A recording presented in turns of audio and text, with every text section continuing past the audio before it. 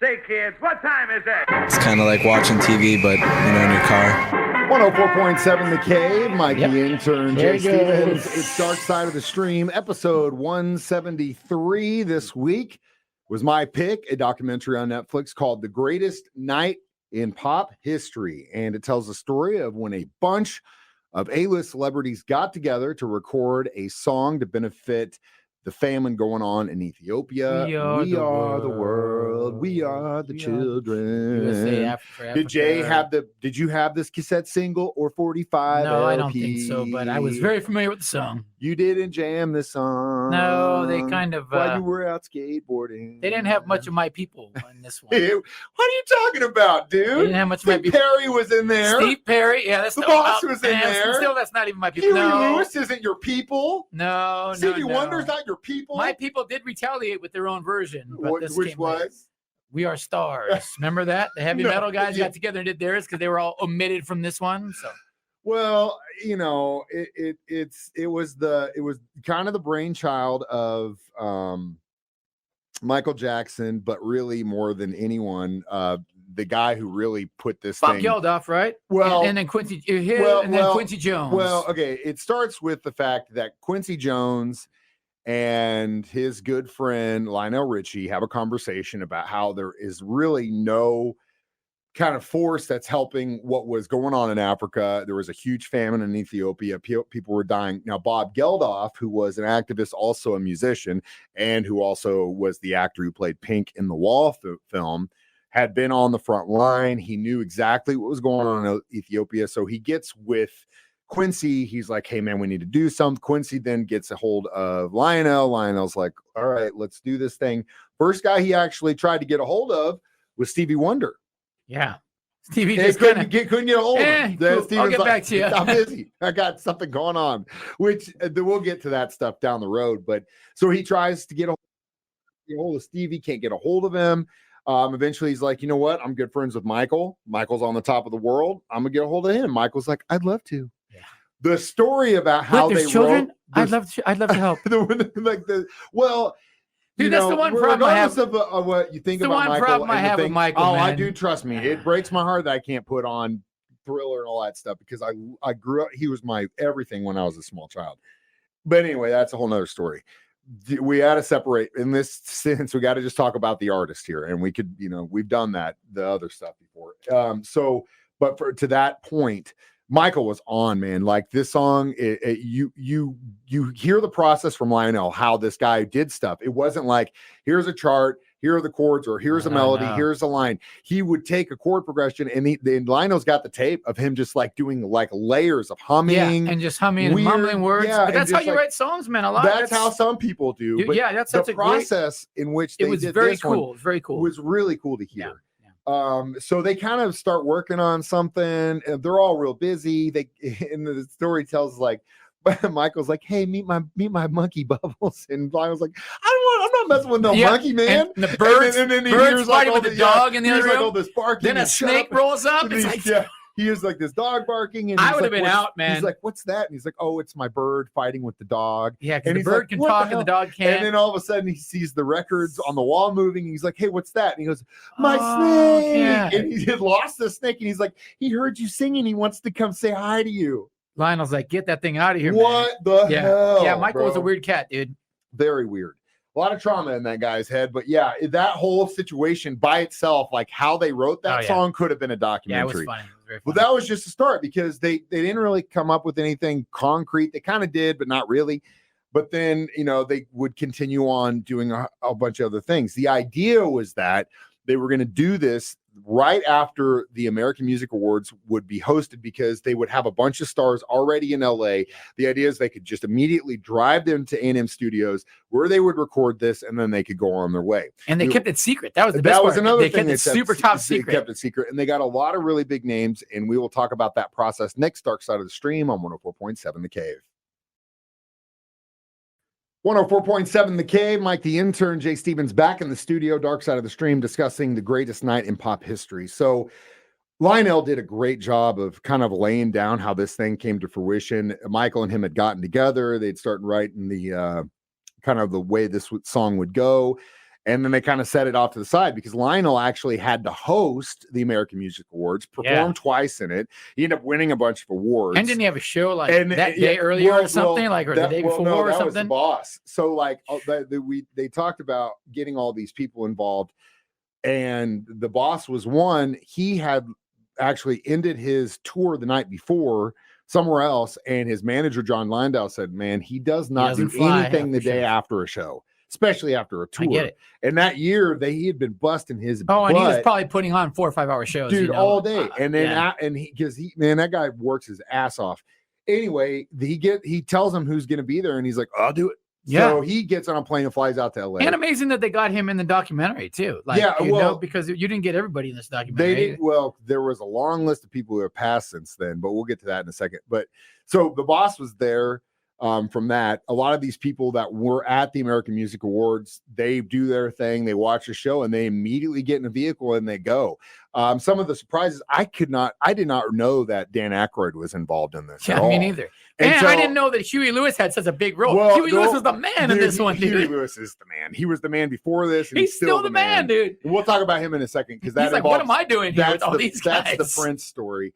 But yeah, so they cart them all in, and it was a tough job because you had so many different huge egos in that room, people that could initially, in essence, be a problem. And they kind of knew that going in, who could be the issues. Why they wrote it on the wall. So they wrote a piece of paper on the wall. Leave your ego at the door. Check your ego at the door. We do not have that sign. We do in the form of that Henry Rollins, that Henry Rollins sign, which is the same thing as check your ego at the door. True. It's like it's the longer form version. So they get them all into a room, and the first thing that they cut was the chorus because that involved all the singers, and it must have been a tough thing because when you watch the music video and it looks like everyone's having a good time, you got to keep in mind that this is a recording studio, and if you've ever been in that environment, I have many times. Jay's been in that environment many times. You know how grueling and time wasting that is. And it's like, oh my God, just get it right and let's move on. Well, that's why Huey Lewis said that. He's like, dude, they keep doing their lines. Can we get some practice down here, man? These guys are yelling at each, and you're just like, dude, and that's just in a band of 4, oh not my God, 40. Like 40 to 50 people in a room that are all the best at what they do. And so homeboy wanted to keep drinking wine, Aldro. Bro, the whole time. Well, yeah, Aldro. We'll talk about that's another thing. So you go in, and you're watching this documentary, and then you really start to feel like, especially being in that position and just at a way lower level and knowing how grueling that is, I could see it. I could see the heat in that room. I could feel it. Yeah. Because I know I've been in that place, and I knew I was like, oh my God. And everybody had to stand in a certain spot and you move throw up in to the mic and come back. Throw in the substances and all that stuff. And you got yourself a day in the studio, which, by the way, they hit it at 11:30 at night. They didn't walk out until 8 a.m. the next day. So, but we will talk about some of the individual performances next. Dark Side of the Stream on 104.7 The Cave. 104.7 The Cave. Mike, the intern, Jay Stevens, back in the studio discussing the greatest night in pop history on Netflix, which tells the story of We Are the World. So, of course, there are a lot of voices on that. The chorus, that is. Not everyone got to sing their own solo. Steve Perry. And Prince was supposed to be in on this. They actually brought in Sheila E. because he was madly in love with her, and they thought that if they could get her in, he would be able to get him in. Him and Michael, though, were having him and Michael were competing big time. Prince ends up winning pretty big at the AMAs. He goes out to a bar. Sheila's trying to call him. They're like, hey, is he coming? He's coming. And eventually he's like, they're like, he's not coming. Sheila obviously kind of. He said, he goes, I want to record a guitar solo. Yeah, in the other room. In the other room by myself. They're like, no. But you got to understand, Prince. We don't know him, and we don't know how the type of person he was because I never was in a room with him. But based on the way he had worked up until this point, and he had already been a very talented musician for over 10 years, he did everything himself. From the get-go. Like, dude fought against the record label so that he would have complete control. He wasn't about to go deal with this nonsense. And because he had basically proven himself time and time again that I can do all this by myself. Yeah. I don't need anybody else. And good or bad, that was his MO. So I know what they were trying to do and what they were trying to get out of it. But at the end of the day, that's not who Prince was. And I mean, they could have seen the writing on the wall. Props to Michael, though. He gave it his all. I mean, during the AMAs, he was at the studio working by himself doing it. That performance, just hearing his vocals. And wearing sunglasses the entire time. Wearing sunglasses the whole time. But one thing you always see, and I thought was really interesting for them to point out, was in the video, you just see kind of Dylan just standing there like, oh, yeah, what am I doing here? The reason why he did that was because Quincy gave them instructions saying that if you hit these notes, when we get to these notes, if it's not in your range, don't sing it. Just like the best way to be a good singer is if you can't hit it, just invisible. You know what I mean? Right.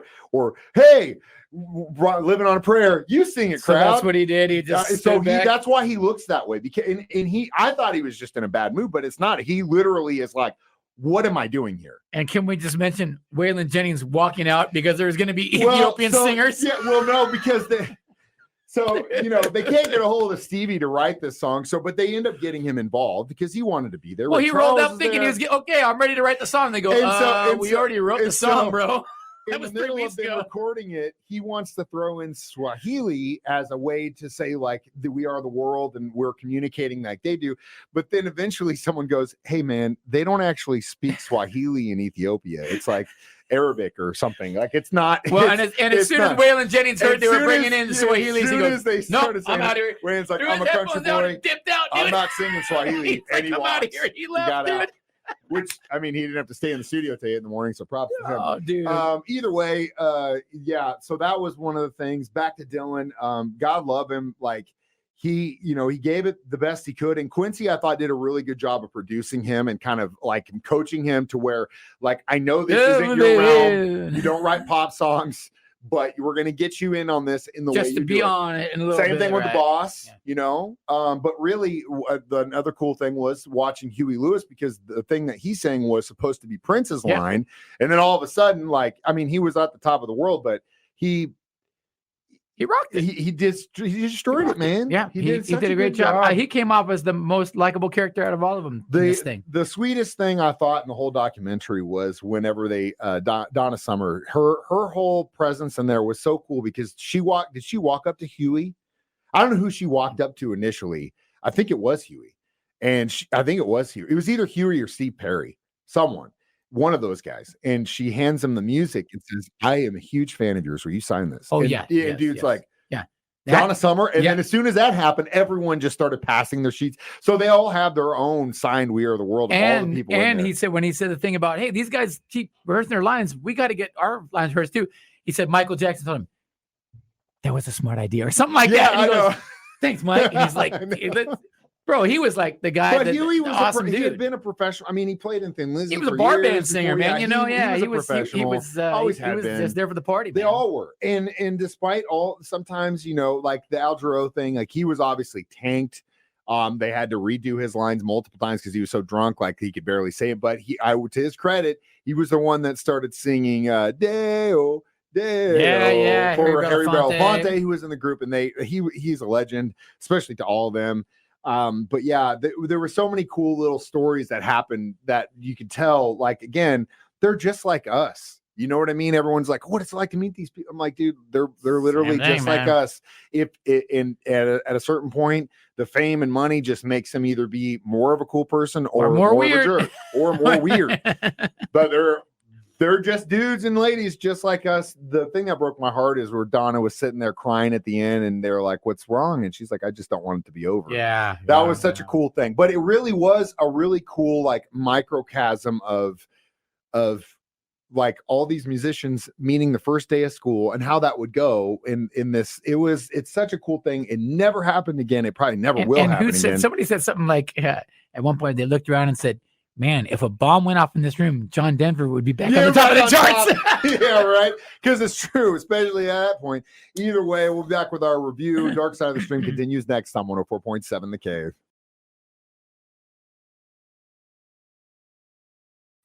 Mike the Intern, Jay Stevens back in the studio one more time. It is Dark Side of the Stream, episode 174. We discussed the greatest night in pop history on Netflix. Watch it. It's a well-done documentary. After everything's said and done, since that single came out, they've raised over $80 million for famine relief in Africa. At the end of the day, Nobody in that room got paid for their time. I mean, you talk about going into a studio at 11 o'clock at night and not hitting the door till 8 o'clock in the morning the next day. A lot of those guys were probably used to it. Substances probably helped with that. But as that camera guy who shot all of this said, he had literally written up an itemized list of what he was going to charge. And they go, bro, we're not paying anyone. This is all volunteers. Yeah. So if Stevie Wonder and Michael Jackson aren't getting paid, sorry, camera guy, you're not getting paid either. But at the end of the day, they all donated their time. They used their star power for a good cause. I did think it was funny to see Bob Geldof kind of several times off to the side, because he was the guy who got it and got really understood what was at stake and what they were trying to do. And then you got these stars who were, millionaires. They really have no coming in to hang out party. Such a gap between where they are and what's actually happening. And, hear them talking, you just see Geldof just staring from the side, like looking at him like, oh, Jesus. Clueless. Either way, really cool. And it ended up working. So, you know what? For a thing that happened in this time in history, I would give it a solid 4 45s or cassettes of We Are the World. Yeah, I'm going 3 just because it was a cool story, cool to see, but it didn't really have it. There was nothing crazy that happened, no swing, like no twist, Didn't need to be. I mean, at the end of the day, they just told the story of an awesome event in time. Just like with the Get Back documentary, it allowed us to be a fly on the wall for something that was just monumental that happened. It's probably never going to happen again, and hopefully, I mean, it would be cool, but I don't know. This really makes me want to do. As far as the pop world now, who are we going to have on that No, one? it'd have to be a country one, because country music probably kind of on top, if it was going to be something to drive that bus, yes, definitely. All the probably country right stars now, get together and do country music. And this really makes me want. I should have thought ahead, and I should have made you watch the documentary of the making of the heavy metal version of this that Dio put together, but I think it's on YouTube. But we'll go with what is it? Yeah, see if you pull it up if you can find it. Making of We Are Stars. Making of We're Stars. Love Stalker. That's the Killer. one. All right, well, let's do that. We're gonna do Love Stalk Kill on Netflix. It's about a psycho girlfriend.